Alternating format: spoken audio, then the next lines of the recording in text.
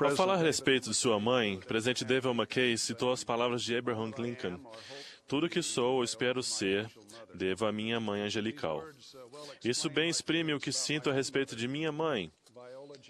Viola Jean Gould Snow, Jeannie, para todos os que a conheceram, nasceu em 1929 e faleceu pouco depois do seu aniversário de 60 anos.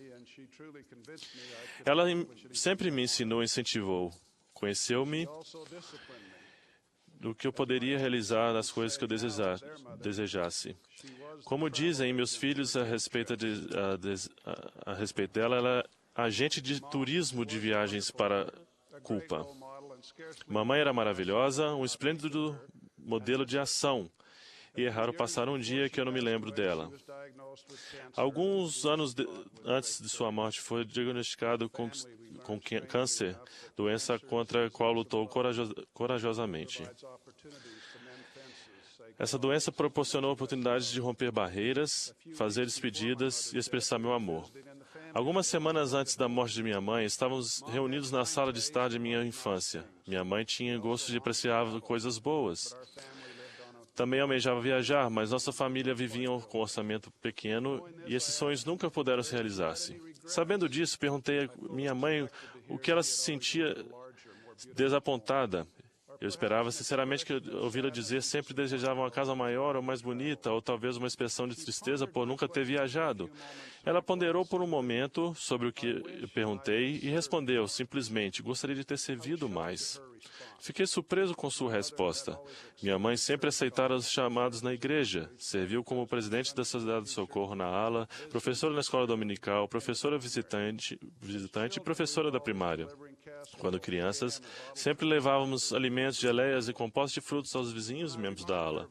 Quando eu lembrei de tudo isso, ela ficou inabalável. Eu poderia ter feito mais, foi tudo o que disse. Minha mãe teve uma existência exemplar e plena. Era amada pela família e pelos amigos. Havia realizado muito em uma vida frequentemente difícil, abreviada pela doença e pela aflição. A despeito de tudo, o seu maior pesar é de não ter prestado serviço suficiente. Agora não tenho dúvida alguma de que o sacrifício terreno de minha mãe foi aceito pelo Senhor e que ela foi recebida por Ele. Mas por que isso lhe perpassou na mente poucos dias antes de sua morte? O que é serviço? E por que ele é tão importante no Evangelho de Jesus Cristo? Primeiro, recebemos o mandamento de servir uns aos outros. O primeiro mandamento é amar a Deus. E o segundo é semelhante a este: é amarás o teu próximo como a ti mesmo. Demonstramos nosso amor quando ajudamos e servimos uns aos outros. O presidente Gordon B. Hinckley disse: nenhum homem pode ser um verdadeiro santo dos últimos dias se não for amigável e se não se dedicar a ajudar os outros. É algo inerente à própria natureza do Evangelho que o façamos. Meus irmãos e irmãs, não podemos viver somente para nós mesmos. O Salvador ensinou esse importante princípio a seus discípulos em Mateus: Senhor, quando te vimos com fome e te demos de comer, ou com sede e te damos de beber, e quando te vimos estrangeiro te hospedamos, ou nu e te vestimos, e quando te vimos enfermo ou na prisão e fomos ver-te? E respondendo o rei, lhes dirá: em verdade vos digo que quando fizeste a um destes meus pequeninos irmãos, a mim o fizestes. Esse serviço deve ser prestado desinteressadamente, sem qualquer expectativa de lucro ou recompensa pessoal. Deve ser prestado se necessário e não quando conveniente. As oportunidades de servir podem nem sempre parecer óbvias, pois é da natureza humana preocupar-nos antes com nossos próprios desejos e necessidades. Precisamos resistir a essa tendência e procurar oportunidades de servir.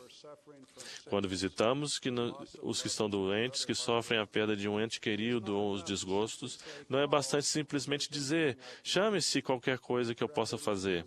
Em vez disso, procure maneiras de abençoar a vida dos outros por meio de um ato simples de serviço. É melhor fazer coisas que tenham um resultado pequeno do que não fazer absolutamente nada.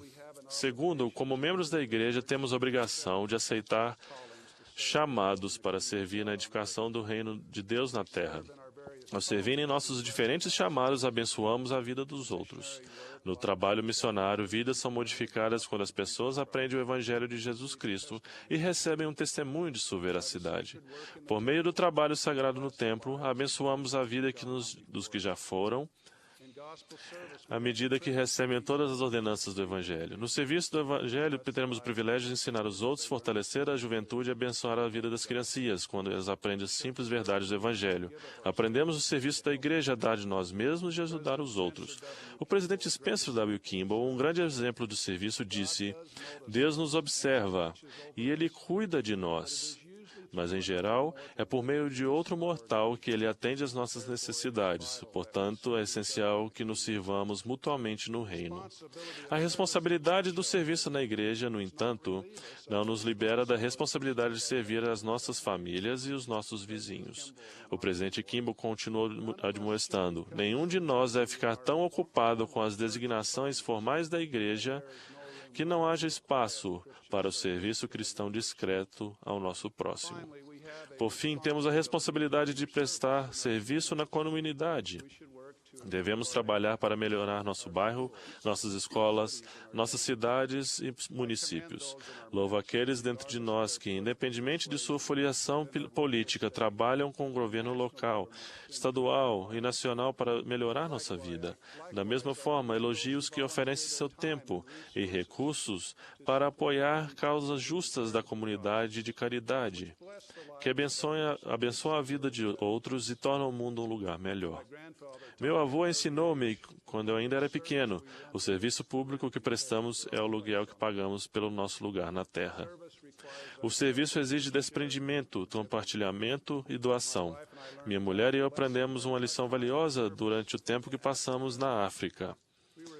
Fomos designados para comparecer a uma conferência em distrito de Jinja, Uganda. No sábado pela manhã, antes do início da reunião, aproveitamos a oportunidade para visitar uma capela nova da área.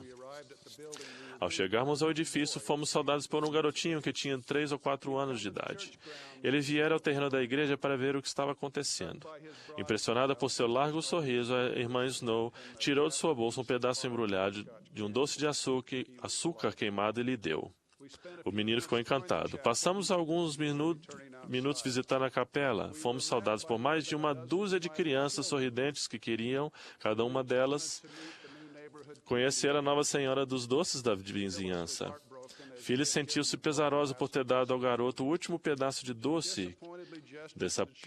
Decepcionada, ela gesticulou para as crianças que não tinha mais. O menininho, que no princípio nos havia saudado, estendeu o doce de volta à irmã Snow, gesticulando que ela deveria desembrulhá-lo. Com o coração apertado, Phyllis fez, esperando que ele abocanhasse completamente o doce de açúcar, à vista de todos os seus amigos que o invejavam.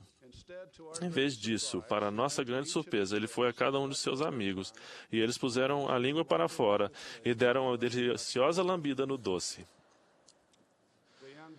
O menininho continuou fazendo isso ocasionalmente, e ele mesmo dando uma lambida, até que o doce acabou.